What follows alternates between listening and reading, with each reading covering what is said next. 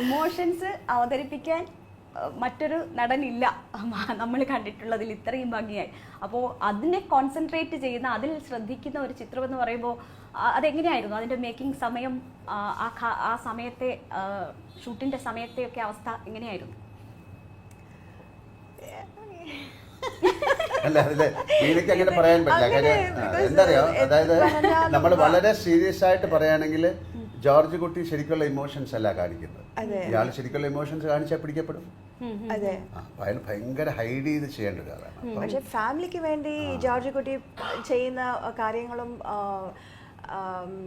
the emotions going through him, അത് വളരെ വളരെ ഓപ്പോസിറ്റ് റിയാക്ഷൻസ് ആണ് ചെയ്യുന്നത്. പോലീസ് ഒരു ക്വസ്റ്റ്യൻ ചെയ്യുമ്പോഴും അയാൾക്ക് സത്യം പറയാൻ പറ്റില്ലല്ലോ. അപ്പം അയാൾ പറയുന്നതെല്ലാം കള്ളമാണ്, അയാൾ കാണിക്കുന്നത് മുഴുവൻ കള്ളമാണ്. അത് അപ്പോൾ ആ ഇമോഷൻസും അയാളുടെ അകത്തുള്ള ഇമോഷൻസ് എന്താണെന്ന് എനിക്ക് പോലും അറിയില്ല.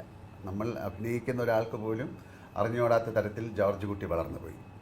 അപ്പോൾ ജോർജ് കുട്ടിയുടെ ഇമോഷൻസ് എന്താണെന്ന് നിങ്ങൾ സിനിമ കാണുന്നവർക്ക് മനസ്സിലാക്കിയെടുക്കാൻ പറ്റും. അയാൾ എന്താണ് മനസ്സിൽ ആലോചിക്കുന്നത്.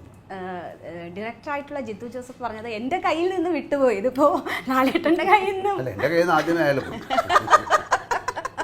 അങ്ങനെയാണല്ലോ നമുക്ക് ചില ക്യാരക്ടേഴ്സ് അങ്ങനെയല്ലോ. വളരെ റെയറായിട്ട് ഒരു ആക്ടറിന് എനിക്ക് തോന്നുന്നത് എൻ്റെ ഇത്രയും സിനിമാ ജീവിതത്തിൽ ഇങ്ങനത്തെ ഒരു ഇമോഷണൽ അല്ലെങ്കിൽ ഇങ്ങനെ ഒരു ഉള്ളൊരു ക്യാരക്ടർ ഞാൻ ചെയ്തിട്ടില്ല. ഇത് ഒന്നല്ലല്ലോ, 13 വർഷമായിട്ട് ഇയാൾ നമ്മുടെ കൂടെ നടക്കുകയല്ലേ. അപ്പോൾ അയാളെ എങ്ങനെയെങ്കിലും എവിടെയെങ്കിലും കൊണ്ടുപോയെന്ന് കിട്ടണം, അല്ലെങ്കിൽ അയാൾ ആ ക്യാരക്ടർ എന്ത് ചെയ്യണം എന്നാണ് അദ്ദേഹം വളർന്നു പോയ ക്യാരക്ടർ. ലാലേട്ടൻ്റെ സിനിമാ ജീവിതത്തിലെ ആ രീതിയിൽ അടയാളപ്പെടുത്തുന്ന ഒരു ക്യാരക്ടർ തന്നെയാണോ ജോർജ് കുട്ടി? അതായത് ഇത്രയും വർഷം ഇങ്ങനെ ലൈഫിൽ പിന്നെ ഇത് ഏറ്റവും കൂടുതൽ ചർച്ച ചെയ്യപ്പെടുന്ന ഒരു വിഷയമല്ലേ ജോർജ് കുട്ടി. വേറെ ഒരുപാട് സിനിമകളുണ്ടെങ്കിലും ഒരു സിനിമയിൽ അത് ഇപ്പോൾ പെട്ടെന്ന് പറയാം, തൂവാനത്തുമ്പികൾ എന്നുള്ള സിനിമ ഇപ്പോഴും ചർച്ച ചെയ്യപ്പെടുന്ന സിനിമയാണ്.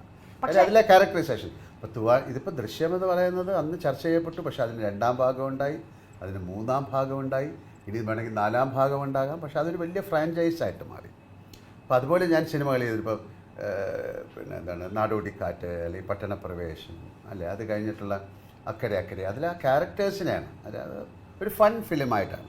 ഇത് ഹൈലി ഇമോഷണൽ ഫിലിമാണ്. അപ്പോൾ അതിൻ്റെ കൂടെ ഫാമിലിയും വളരുന്നുണ്ട്. കുട്ടികളൊക്കെ വലുതായി ഭയങ്കരമായിട്ട് അവർ ചോദ്യങ്ങൾ ചോദിക്കാൻ തുടങ്ങി. അതൊക്കെ ഇപ്പം നമുക്കൊരിക്കലും ഒരു ആക്ടറിന് അങ്ങനത്തെ ക്യാരക്ടേഴ്സ് കിട്ടാൻ ഭയങ്കര പ്രയാസമാണ്.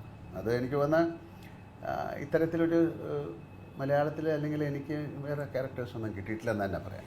അതെ, ഒരു ക്യാരക്ടറായി ആ സിനിമയുടെ ഷൂട്ട് കഴിഞ്ഞു, അത് പിന്നെ ചർച്ച ചെയ്ത് അല്ലെങ്കിൽ കുറച്ച് ദിവസങ്ങൾ കൂടി അത് ഉള്ളിലുണ്ടാകുമെന്നതിനപ്പുറം പിന്നീട് അതിലേക്ക് തിരിച്ചു പോകേണ്ടുന്ന സാഹചര്യങ്ങൾ വളരെ കുറവാണല്ലോ. ഇതിപ്പോൾ 8 വർഷത്തിന് ശേഷം ഒന്നുകൂടി ജോർജ് കുട്ടിയായി, പിന്നീട് ഇപ്പോൾ 5 വർഷത്തിന് ശേഷം വീണ്ടും ജോർജ് കുട്ടിയായി, അതിലും ഇമോഷണലായി അതിൽ നിൽക്കേണ്ടി വരുവാണ് ആ ക്യാരക്ടറിൽ. അത് ജീവിതത്തിൽ ഉണ്ടാക്കുന്ന ഒരു സ്വാധീനം അങ്ങനെയൊന്നുമില്ല. ഇപ്പോൾ കിരീടം എന്നുള്ള സിനിമയുടെ സെക്കൻഡ് എത്രയോ വർഷം കഴിഞ്ഞിട്ടാണ് ചെങ്കോൽ എന്നൊരു സിനിമ ഉണ്ടായത്. അത് ഭയങ്കര ഇമോഷണൽ ഫിലിമാണ്. അപ്പോൾ എപ്പോഴും അത് കിരീടത്തിന് അത്ര പറ്റിയില്ലെന്ന് ഒരു കംപ്ലൈൻറ്റ് വരും. കാര്യം കിരീടം എന്ന് പറയുന്നത് വേറെ സിനിമയാണ്. അത് കഴിഞ്ഞിട്ട് അതിൻ്റെ മുകളിൽ അയാൾക്ക് പോകാൻ പറ്റില്ല, അയാൾ താഴേക്കേ പോകുള്ളൂ. അയാളുടെ ഫാമിലി നശിച്ചു, അയാൾ ജയിലിൽ പോയി, എല്ലാം നഷ്ടപ്പെട്ട ഒരാൾ വീണ്ടും അയാൾ ഏറ്റവും സോബറായിട്ട് നടക്കാനേ ശ്രമിക്കുള്ളൂ. അതുപോലെ തന്നെയാണ് ജോർജ് കുട്ടി. അയാൾക്ക് പക്ഷേ ഇതിൽ അയാൾ സോബറായിട്ട് നടക്കാൻ ശ്രമിക്കുന്നെങ്കിലും അയാൾക്ക് ആ ഫാമിലിയെ പ്രൊട്ടക്റ്റ് ചെയ്യണം. എന്ത് വന്നാലും നിങ്ങളെ ഞാൻ വിടില്ല എന്ന് പറഞ്ഞിട്ടുള്ള ഒരു ക്യാരക്ടറല്ലേ. അപ്പോൾ അത് നമ്മുടെ പേഴ്സണൽ ലൈഫിനെ അതൊന്നും ബാധിക്കുന്നില്ല. അപ്പം നമ്മൾ ഇപ്പം ഞാനും മെയിനായിട്ട് സംസാരിക്കുന്നത് നമ്മൾ വീണ്ടും ഒരു വീട്ടിൽ തിരിച്ച് നമ്മൾ പോകുന്ന പോലെയാണ് ഇത്രയും വർഷം കഴിഞ്ഞിട്ട്. അപ്പോൾ അതൊരു അതെ റീയൂണിയൻ പോലെയാണ്.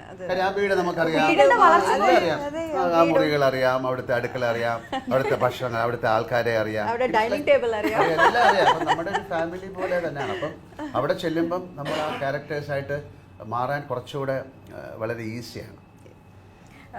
ലലേട്ട, ഇത് പനോരമ തൂക്കി ദൃശ്യമെന്നൊക്കെ പറഞ്ഞിട്ട്, അല്ലെങ്കിൽ അവർ വിഴുങ്ങി ദൃശ്യമെന്നൊക്കെ പറഞ്ഞിട്ട് വാർത്ത വരുന്നുണ്ട്. എന്താണ് ഇതിൻ്റെ ബിസിനസ് സൈഡ്? അതെനിക്ക് കൂടുതൽ പറയാനറിയില്ല. അതിൻ്റെ ഒരു പ്രൊഡക്ഷനുമായിട്ട് സംസാരിക്കും. ആശീർവാദിന്റെ റോൾ എന്താണ്? ആശീർവാദിന്റെ റോളാണ് ഈ സിനിമ എടുത്തു എന്നുള്ളത്. അവര് ഈ സിനിമ ഹിന്ദിയിലോട്ടൊക്കെ ചെയ്യുന്നവരാണ്, ആദ്യത്തെ 1ഉം 2ഉം ഒക്കെ. അപ്പൊ അവർക്ക് നമ്മളുമായിട്ട് ജോയിൻ ചെയ്തിട്ട് 3 ചെയ്യണം എന്നുണ്ടായിരുന്നു. അപ്പൊ അങ്ങനെയാണ്. ഇതൊരു വലിയൊരു നല്ലൊരു കാര്യമല്ലേ, ഒരു വെളിയിൽ നിന്നൊരു വലിയൊരു കമ്പനി വരുന്നു, ഇങ്ങനൊരു സിനിമയെ അവര് അക്സെപ്റ്റ് ചെയ്യുന്നു എന്ന് പറയുന്നത്. അതിനെ വിഴുങ്ങി എന്നുള്ള വാക്കൊന്നും ശരിയല്ല.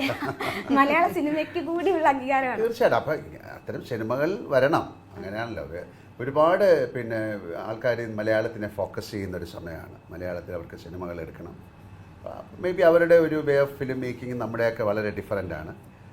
മലയാള സിനിമയ്ക്ക് ഒരുപാട് നല്ലൊരു പൊസിഷനിങ് ഉള്ള സമയമാണ്. അപ്പം ഈ ഒരു കാര്യം കൊണ്ട് വേറെ ഒരുപാട് നല്ല സിനിമകൾ ഉണ്ടാകാൻ ഉണ്ടാകട്ടെ എന്ന് ഇപ്പോൾ പറയാൻ പറ്റുള്ളൂ. ലാലേട്ടനോട് ചോദിക്കുന്നില്ല, അത് ക്ലീഷയാണല്ലോ. മീന ഇന്നലെ ഈ പ്രസ് മീറ്റിന് ശേഷം വരുമ്പോൾ മലയാളത്തിൻ്റെ മമ്മൂട്ടിയാണ്, മമ്മൂട്ടിയെ പോലെയാണ് മീന എന്ന് പറയുന്നുണ്ട് നടികളിൽ. അതെന്താ? അതെന്ന് വെച്ചാൽ ഒരു മാറ്റമില്ല. Thank you. ഞാനല്ല, മാധ്യമങ്ങളിലൊക്കെയുള്ള ചർച്ചയാണ്, റീൽസ് ഒക്കെ അങ്ങനെ വരുന്നത്. ശ്രദ്ധിച്ചില്ല? ഇല്ല, കണ്ടില്ല ഞാൻ. ഓ, താങ്ക് യു സോ മച്ച്. ഒരു മാറ്റമില്ല. എത്ര മുമ്പും മീനെ കാണുന്നു അതുപോലെ തന്നെ മീന ഇപ്പോഴും ഇരിക്കുന്നു. Thank you. ഞാൻ എന്ത് പറയാ. Thank you so much. ഒരുപാട് നായികമാരെ കാണുന്നതാണല്ലോ അല്ലേ? അങ്ങനെ ഒരു നടിയാണ് മീനെന്ന് ലാലേട്ടന് തോന്നുന്നുണ്ടോ? ഞാൻ പലപ്പോഴും ഞാൻ നോക്കുമ്പോൾ ഇവിടെ നോക്കുമ്പോൾ ശരിക്കും മമ്മൂട്ടിയെ പോലെ തന്നെ ഉണ്ട്. അയ്യോ, അങ്ങനെയല്ലേ ഞാൻ പറഞ്ഞത്. ഞാൻ എത്രയോ വർഷമായിട്ട് അഭിനയിച്ചിട്ടുണ്ട്. അപ്പം ആ കുട്ടി അങ്ങനെ തന്നെയാണ്. അതൊക്കെ ചില ബ്ലെസ്സിങ്സ് ആണ്.